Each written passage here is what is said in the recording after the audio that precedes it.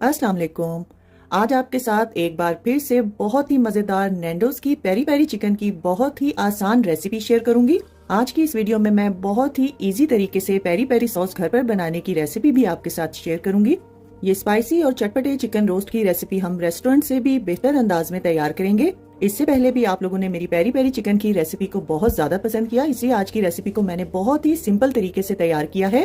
तो चलिए जल्दी से रेसिपी स्टार्ट करते हैं। सबसे पहले हम यहाँ पर 8 से 9 साबुत सूखी लाल मिर्चें लेंगे और इसमें 1/4 कप के बराबर पानी डालेंगे और इन मिर्चों को तकरीबन 1 मिनट के लिए माइक्रोवेव में रखेंगे। अब इसी पानी में इन मिर्चों को 15 मिनट के लिए रखेंगे। अब हम यहाँ पर एक बड़े साइज के लीमू का आधा हिस्सा लेंगे और इसके छिलकों को ग्रेटर की मदद से ग्रेट कर लेंगे। लीमू के छिलके को बहुत ज्यादा ग्रेट नहीं करेंगे, अगर आप लोग व्हाइट वाले पार्ट को भी ग्रेट कर देंगे तो जो लेमन जेस्ट है वो कड़वा हो जाएगा। सॉस बनाने के लिए एक बाउल में हम एक छोटे साइज की प्याज डालेंगे जिसका वजन 60 ग्राम तक होना चाहिए और एक मीडियम साइज की लाल शिमला मिर्च लेंगे जिसका वजन 120 ग्राम तक होना चाहिए।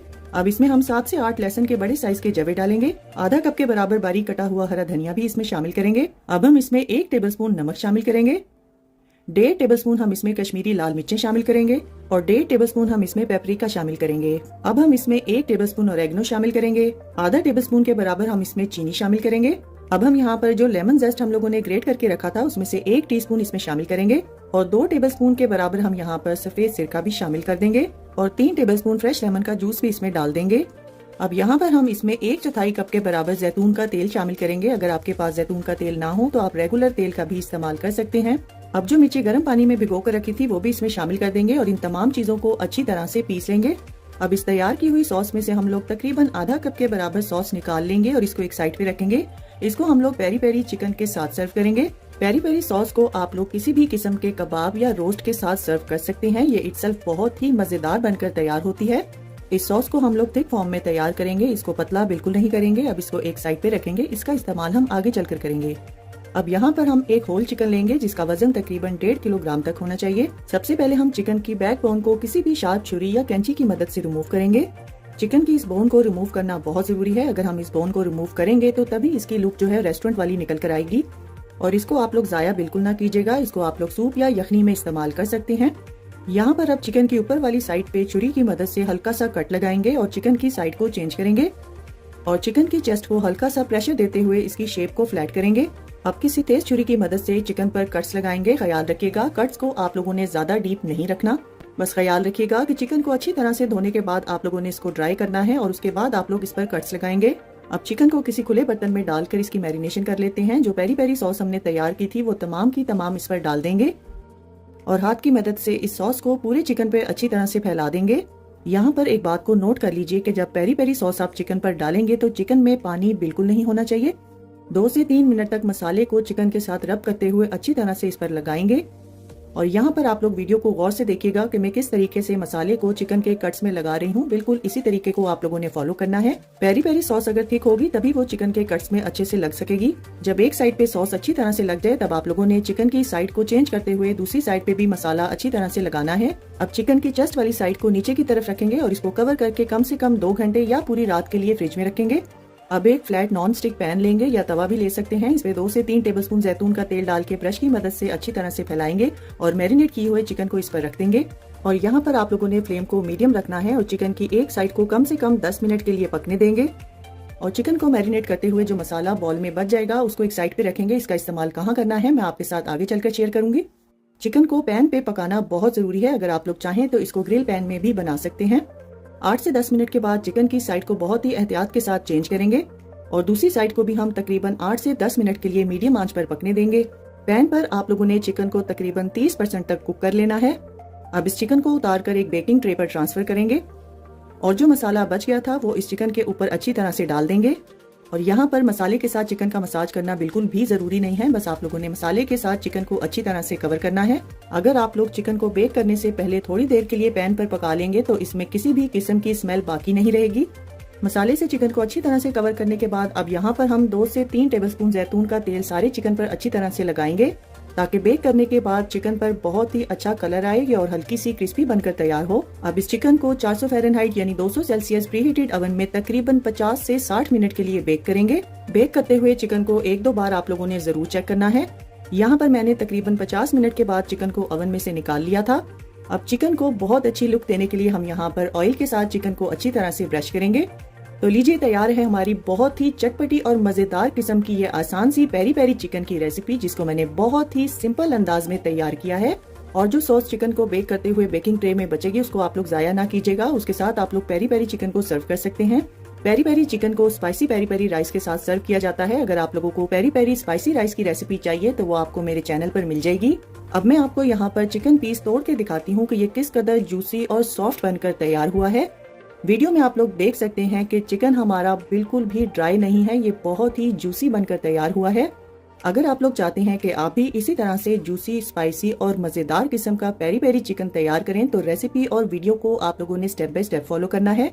और जो सॉस हमने शुरू में बचा के रखी थी, आप लोगों ने उस सॉस के साथ ही इस चिकन को सर्व करना है। इस रेसिपी के अलावा एक और पेरी पेरी चिकन की बहुत ही जबरदस्त किस्म की रेसिपी आपको मेरे चैनल पर मिल जाएगी। अब आप लोगों ने भी ये मजेदार, स्पाइसी और आसान सी पेरी पेरी चिकन की रेसिपी को एक बार मेरे कहने पर जरूर ट्राई करना है और अपना फीडबैक मेरे साथ शेयर करना ना भूलिएगा। इंशाल्लाह मुझे पूरी उम्मीद है कि आप लोगों को बाकी की तमाम रेसिपीज की तरह मेरी ये रेसिपी भी बहुत ज्यादा पसंद आएगी। रेसिपी पसंद आए तो इस वीडियो को ज्यादा से ज्यादा शेयर कर दीजिए और लाइक और कमेंट करना ना भूलिएगा। तो फ्रेंड्स, ट्राई समथिंग डिफरेंट। अपना बहुत सारा ख्याल रखिएगा, दुआओं में मुझे याद रखिएगा। अल्लाह हाफिज। अस्सलाम वालेकुम। आज आपके साथ बहुत ही परफेक्ट और मजेदार किस्म के मटन कोरमा की रेसिपी शेयर करूंगी। मटन कोरमा एक ट्रेडिशनल रेसिपी है और इसको बहुत से मुख्तलिफ तरीकों से बनाया जाता है, लेकिन आज मैं रेसिपी आपको बिल्कुल अपने नए अंदाज में सिखाने वाली हूँ और मुझे पूरी उम्मीद है कि आप लोगों को ये रेसिपी बहुत ज्यादा पसंद आएगी। तो यहाँ पर हम टाइम को बिल्कुल भी ज़ाया नहीं करेंगे। आइए जल्दी से रेसिपी स्टार्ट करते हैं। सबसे पहले हम 2 बड़े साइज के प्याज लेंगे और इनको बारीक बारीक चॉप करके एक साइड पे रख देंगे। अब हम यहाँ पर कोरमे के मसाले की तैयारी करेंगे और एक बॉल में हम 4 कप पानी लेंगे और इसमें हम 1 टेबलस्पून भर के धनिया पाउडर डालेंगे।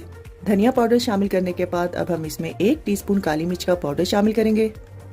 3/4 टेबलस्पून हम इसमें लाल मिर्च का पाउडर शामिल करेंगे। साथ ही हम इसमें आधा टेबलस्पून कश्मीरी लाल मिर्च शामिल करेंगे। ये बिल्कुल ऑप्शनल है, आप इसको स्किप भी कर सकते हैं।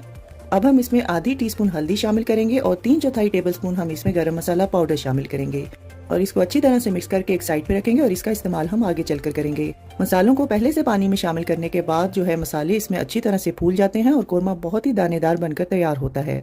अब एक पैन में हम 3/4 कप ऑयल शामिल करेंगे और इसमें बारीक कटी हुई प्याज शामिल करेंगे। प्याज को फ्राई करते हुए आप लोगों ने मुसलसल इसको हिलाते रहना है। प्याज को गोल्डन ब्राउन कलर आने तक हम मीडियम आंच पर फ्राई करेंगे। याद रखिएगा, आप लोगों ने प्याज को ओवर फ्राई बिल्कुल नहीं करना। अगर आप लोग प्याज को ओवर फ्राई कर देंगे तो आपका जो मटन कोरमा है वो टेस्ट में हल्का सा कड़वा हो जाएगा। जैसे ही प्याज गोल्डन ब्राउन कलर की हो जाएगी तब आप लोगों ने फ्लेम को लो कर देना है और प्याज को आप लोगों ने निकाल कर एक साइड पे रख देना है। प्याज को फ्राई करने के बाद अब हम उसी सेम ऑयल में 6 से 7 सब्ज इलायची डालेंगे और साथ ही हम इसमें 2 टेबलस्पून लहसुन अदरक का पेस्ट शामिल करेंगे। लहसुन को आप लोगों ने मीडियम आंच पर उतनी देर तक पकाना है जब तक इसके कच्चेपन की स्मेल खत्म हो जाए। आप लोगों ने लहसुन अदरक को ओवर फ्राई बिल्कुल नहीं करना। अब हम इसमें 750 ग्राम मटन शामिल करेंगे। मैंने यहाँ पर मटन लेग का इस्तेमाल किया है, आप लोग अपनी मर्जी के हिसाब से किसी भी पार्ट का गोश्त इस्तेमाल कर सकते हैं। गोश्त को अच्छी तरह से लहसुन अदरक के साथ मिक्स करने के बाद अब हम इसमें 1 टेबलस्पून से थोड़ा सा कम नमक शामिल करेंगे। नमक आप अपने जायके के हिसाब से भी इस्तेमाल कर सकते हैं। गोश्त को हम तब तक फ्राई करेंगे जब तक गोश्त का पानी जो है वो अच्छी तरह से ड्राई ना हो जाए। गोश्त को आप लोगों ने अच्छी तरह से फ्राई करना है क्योंकि ये स्टेप करने से गोश्त में जो एक मखसूस किस्म की स्मेल होती है वो खत्म हो जाती है और जो खास तौर पे कुर्बानी के गोश्त में आती है। गोश्त को अच्छी तरह से फ्राई करने के बाद अब हम इसमें मसालों का जो मिक्सचर हम लोगों ने तैयार करके रखा था वो शामिल करेंगे और इसको एक बार अच्छी तरह से मिक्स करेंगे और कवर करके मीडियम आंच पर हम उतनी देर तक पकाएंगे जब तक गोश्त हमारा 95% तक कुक ना हो जाए। मीट के गलने तक हम अगले स्टेप की तैयारी कर लेते हैं और हम यहाँ पर 1 कप दही लेंगे जिसका वजन 300 ग्राम तक होना चाहिए और इसमें हम फ्राई की हुई प्याज का 3/4 हिस्सा शामिल करेंगे। साथ ही हम इसमें 8 से 10 काजू शामिल करेंगे। अगर आप लोगों के पास काजू ना हो तो आप बादाम का इस्तेमाल कर सकते हैं। अगर आप लोगों के पास बादाम भी ना हो तो आप लोग खाली प्याज और दही को भी मिक्स कर सकते हैं। यहाँ पर हम प्याज, दही और काजू का एक फाइन सा पेस्ट तैयार कर लेंगे और बाकी की 1/4 बची हुई फ्राइड प्याज को हम हाथों से क्रश करेंगे और इसका इस्तेमाल कहाँ करना है मैं आपको आगे चलकर बताती हूँ। मीट को पकते हुए यहाँ पर 45 मिनट हो चुके हैं। अगर आप लोगों को गोश्त को गलाने में प्रॉब्लम हो रही है तो आप लोग यहाँ पर 1 से 2 कप पानी का इस्तेमाल और भी कर सकते हैं। ये टोटली मीट की क्वालिटी पे डिपेंड करता है कि इसको गलाने के लिए कितने पानी की ज़रूरत पड़ेगी। मुझे यहाँ पर सिर्फ 4 कप पानी की ज़रूरत पड़ी है और वीडियो में आप लोग देख सकते हैं कि गोश्त हमारा किस कदर परफेक्ट तरीके से गल चुका है। अब हम इसमें प्याज, दही और काजू का जो मिक्सचर हमने बनाकर रखा था वो शामिल करेंगे। दही के इस मिक्सचर को शामिल करने के बाद आप लोगों ने फौरन से इसको हिलाना है। मटन कोरमा बनाते हुए ये स्टेप करना बहुत जरूरी है। अगर आप लोग दही को फौरन से नहीं हिलाएंगे तो दही डालते साथ ही फट जाएगा और आपके कोरमे का टेक्सचर बिल्कुल भी अच्छा नहीं बनेगा। कोरमे की मखसूस खुशबू के लिए अब हम यहाँ पर एक छोटा सा पीस जावित्री का शामिल करेंगे और साथ ही हम इसमें क्रश की हुई प्याज भी शामिल कर देंगे और इसको कवर करके हम मीडियम टू लो फ्लेम पे 15 से 20 मिनट तक पकाएंगे, जब तक दही जो है वो थोड़ा सा रिड्यूस ना हो जाए और ऑयल जब तक ऊपर ना आ जाए। कोरमे को 15 मिनट दम पर पकाने के बाद अब हम इसमें केवड़ा वाटर के 3 से 4 कतरे शामिल करेंगे। ये बिल्कुल ऑप्शनल है, अगर आपके पास है तो डाल दें, अगर नहीं है तो आप लोग इसको स्किप भी कर सकते हैं। अब इसमें 1 टीस्पून गरम मसाला शामिल करेंगे और साथ ही हम यहाँ पर फ्लेम को ऑफ कर देंगे। गरम मसाला शामिल करने के बाद एक बार मटन कोरमे को अच्छी तरह से मिक्स करेंगे। वीडियो में आप लोग देख सकते हैं कि मटन कोरमा की ग्रेवी किस कदर परफेक्ट और दानेदार बनकर तैयार हुई है। तो लीजिए, तैयार है हमारा बहुत ही आसान और बहुत ही मजेदार किस्म का मटन कोरमा। मैंने इसको बिल्कुल अपने तरीके से तैयार किया है और इसको बिल्कुल देगी टच दिया है। कोरमा बनाते हुए जब हम इसमें केवड़ा वाटर का इस्तेमाल करते हैं तो ये बिल्कुल देगी स्टाइल में तैयार होता है, जैसे आप लोग शादियों में खाते हैं। अगर आप लोग केवड़ा वाटर नहीं डालना चाहते, आपको नहीं पसंद, तो आप इस रेसिपी में इसको स्किप भी कर सकते हैं। अब आप लोगों ने भी ये आसान से मटन कोरमा की रेसिपी एक बार मेरे कहने पे जरूर ट्राई करनी है और अपना फीडबैक मेरे साथ शेयर करना ना भूलिएगा।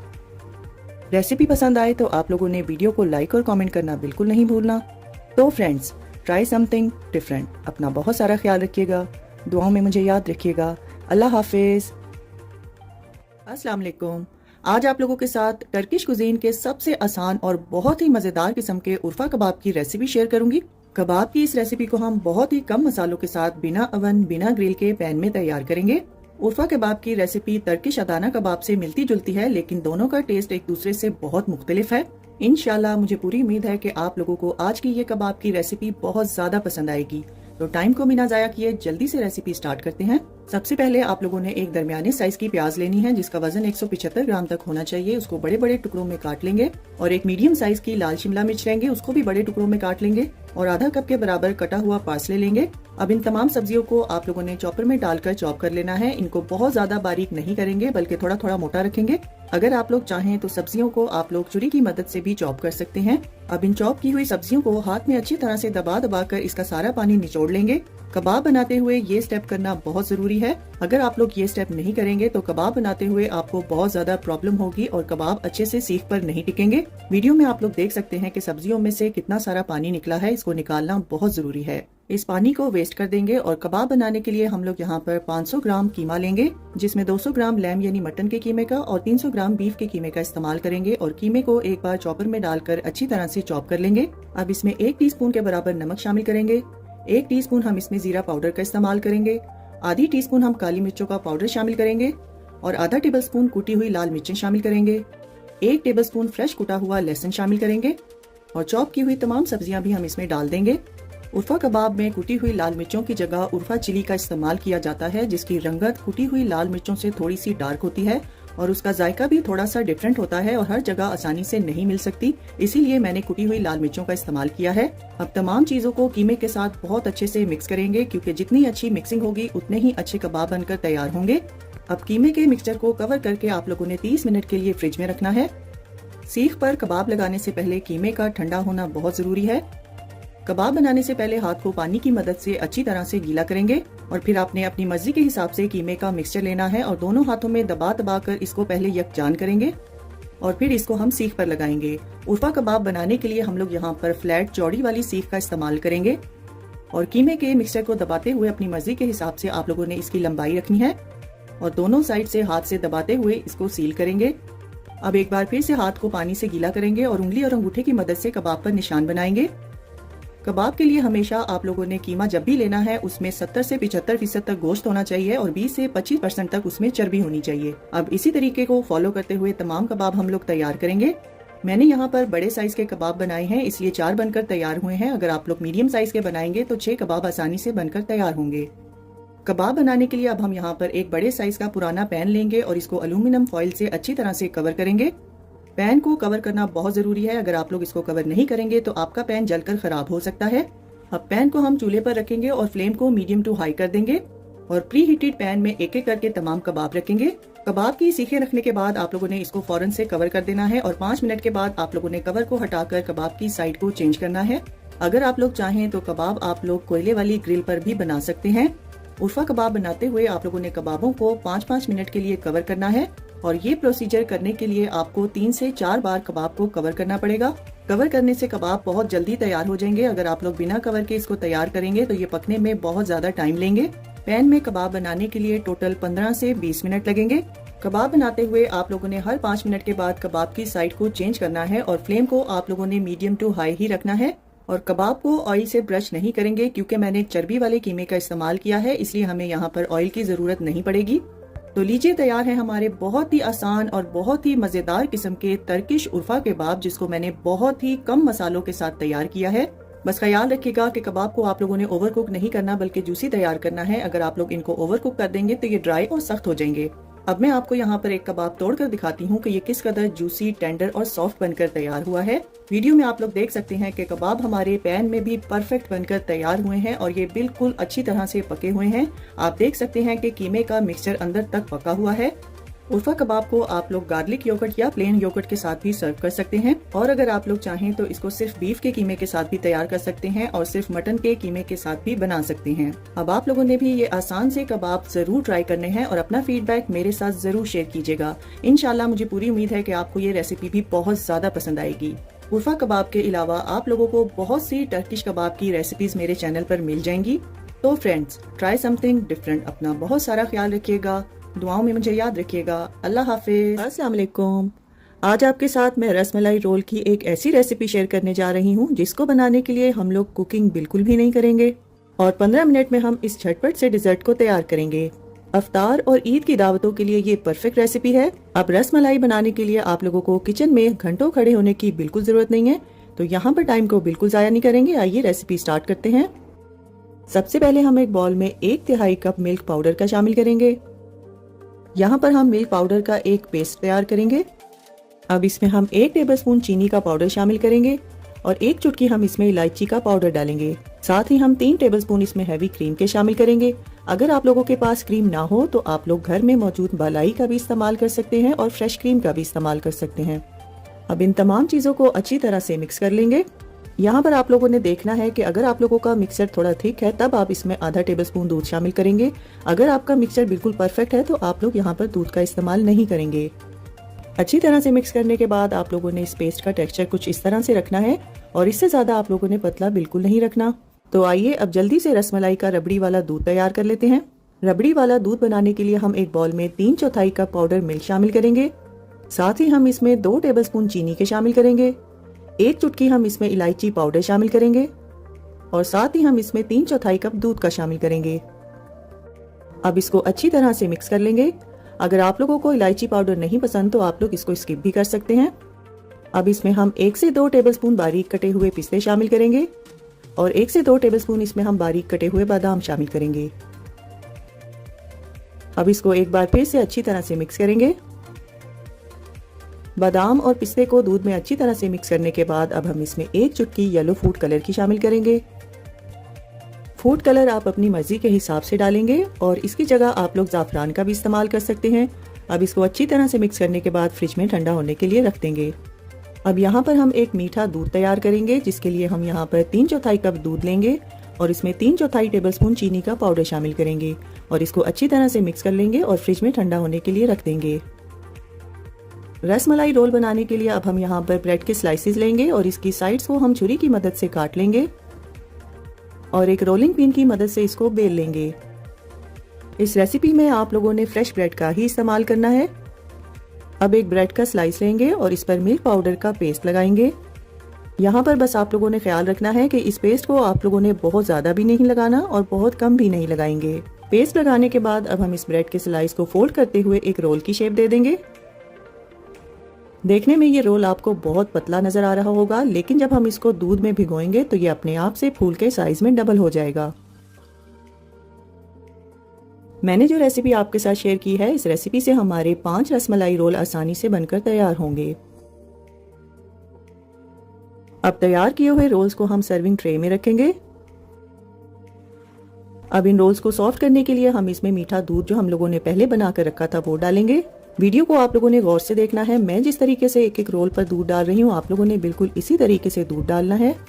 तमाम रोल्स को हम इस पतले मीठे दूध में कुछ देर के लिए भिगोएंगे और इसके बाद हम इसमें तैयार किया हुआ रबड़ी वाला दूध शामिल करेंगे।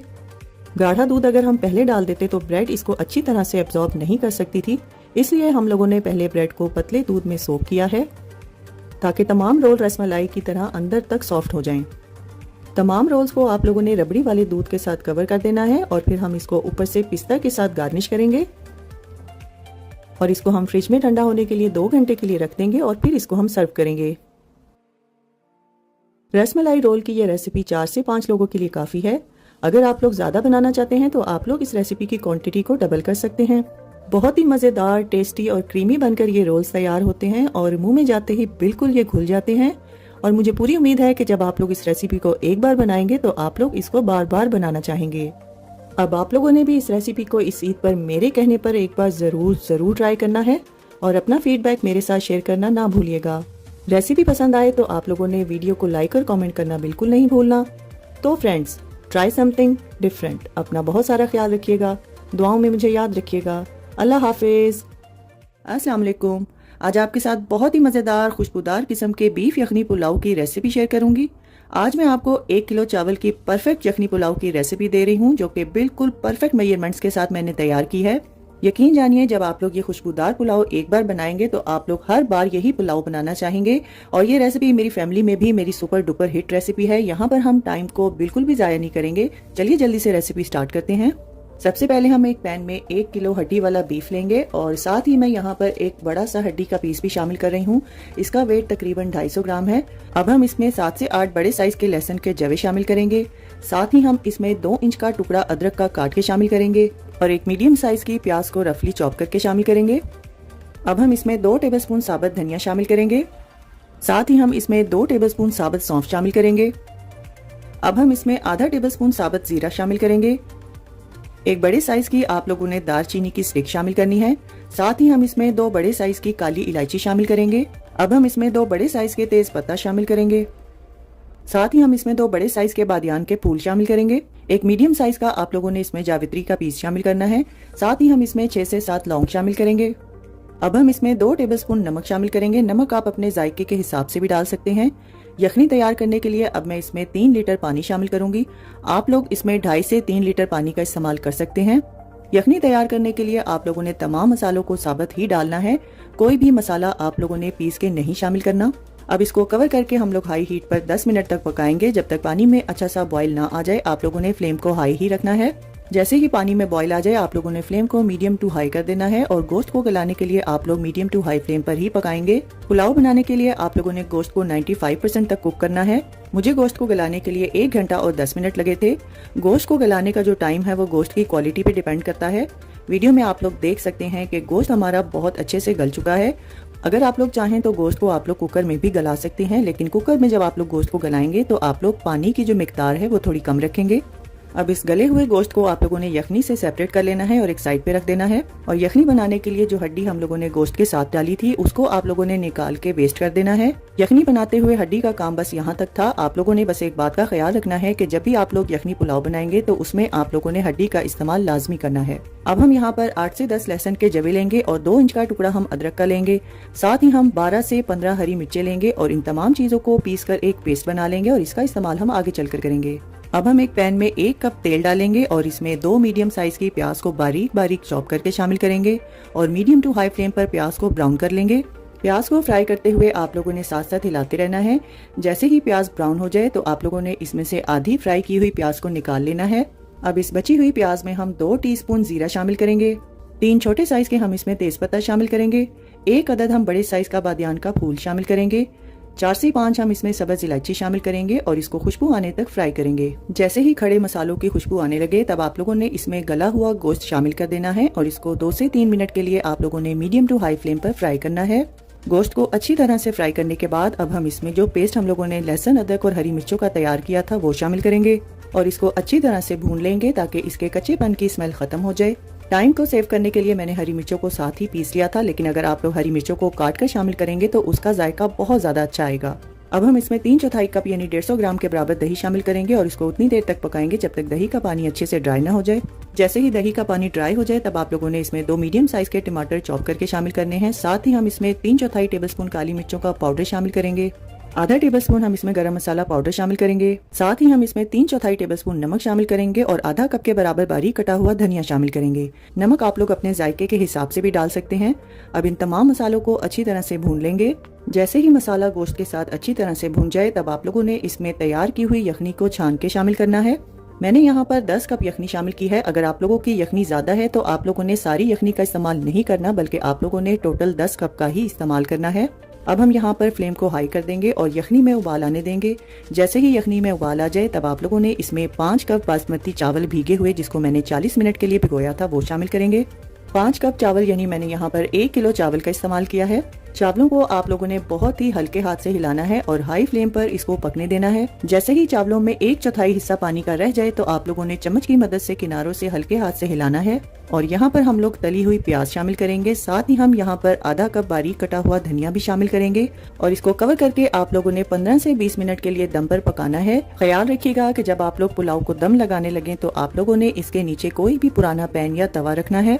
तो लीजिए, तैयार है हमारा बहुत ही खुशबूदार और जायकेदार बीफ पुलाव, जिसको हम लोगों ने बहुत ही आसान तरीके से तैयार किया है। यहाँ पर आप लोग एक बात को नोट कर लीजिए कि जब भी आप लोगों ने पुलाव को तैयार करना है तो आप लोगों ने उसको हल्का सा गीला गीला यानी ढीला ढीला से रखना है। बहुत ज्यादा दम आप लोगों ने उसको नहीं लगाना। यखनी बनाते हुए साबुत मसालों का जो इस्तेमाल है उसी की वजह से पुलाव खुशबूदार बनकर तैयार होता है। इसीलिए पुलाव की यखनी तैयार करते हुए आप लोगों ने साबुत मसालों का ही इस्तेमाल करना है।